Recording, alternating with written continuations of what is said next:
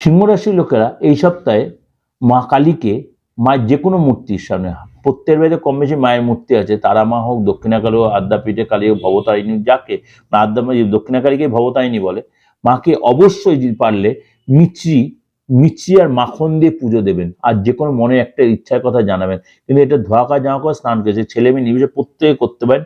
কোনদিন পারুন না পারুন, শনিবারটা অবশ্যই করবেন, আর পারলে বৃহস্পতিবারটা অবশ্যই করে দেখুন, যথেষ্ট ফলপ্রদ টোটকা দিয়ে।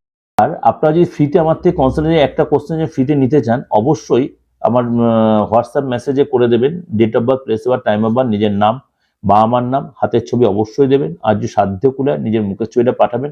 আর স্পেসিফিক একটাই কোশ্চেন, অনেকগুলো প্রশ্ন দেবেন না, একটা কোশ্চেন। আর প্রত্যেকটা আমার দিগ্দর্শন চ্যানেলে ফলো করলে পেয়ে যাবেন, আমার ফেসবুক চ্যানেলে ফলো করলে পেয়ে যাবেন, এবং ইনস্টাগ্রামে আমার নাম সার্চ করলে পেয়ে যাবেন। দিগ্দর্শন চ্যানেলটা আমি এই মতো দিয়েছি, প্রার্থনা যে অ্যাস্ট্রোলজি লিখলেও সেখানে